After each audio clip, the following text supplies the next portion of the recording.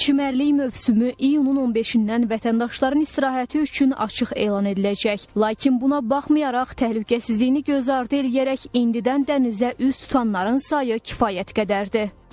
Uşaqlar da istəyiblər ki, biz dəniz qırağına gedək, istirahət edək. Mən də götürüb gətirmişəm uşaqlar dəniz qırağına istirahət etmək. Amma hazırda bura təhlükəlidir, xəbəriniz var? Təhlükəli deyəndə suyun dərinliyə gedmirik.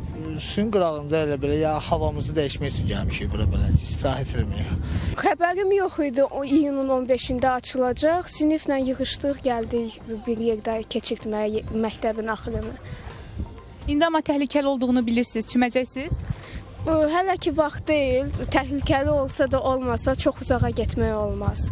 Çimərlik mövsümünə hazırlıqla əlaqədar Fövqəladə Hallar Nazirliyi tərəfindən 75 çimərlikdə tədbirlər görülür. Kiçik həcmli gəmilərə nəzarət və sularda xilas etmə dövlət xidmətinin əməkdaşları sahil boyu ərazilərdə monitorinqlər keçirirlər. Məqsəd istifadəyə yararsız və nəzarətsiz çimərlik ərazilərinin müəyyən edilməsi və çimərlik operatorlarına təhlükəsizlik qaydaları barədə bildirişlərin təqdim edilməsidir.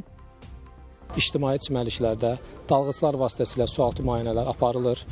Hal-hazırda üzmə sərhədlərini müəyyən edən nişanlar və çimərlik ərazilərində istirahət edən vətəndaşların təhlükəsizlik qaydaları ilə bağlı məlumatlandırılması üçün maarifləndirici lövhələr yerləşdirilir.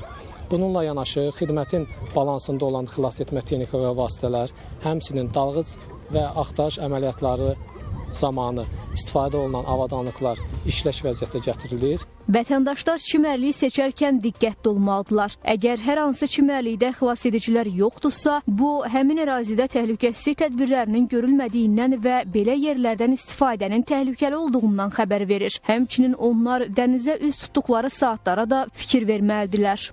Vətəndaşlardan xahişim odur ki, dəniz mövsümü hələ açılmayıb. Açıldıqda səhər saat 9-dan axşam saat 8-əcən dəniz kənarına üz tutsunlar və istirahət etsinlər. Çünki bu qeyd etdiyim saatlar təhlükəsiz saatlardır. Biz daim xidmətdəyik və gücləndirilmiş iş rejimində xidmətimizin başındayıq. Mövsümlə əlaqədar xidmətin əməkdaşları dəniz sularını məişət tullantılarından və yad cisimlərdən də təmizləyirlər. Qeyd eləyək ki, vətəndaşlar çimərliklərdə təhlükə zamanı 112 qaynar telefon xəttinə müraciət edə bilərlər.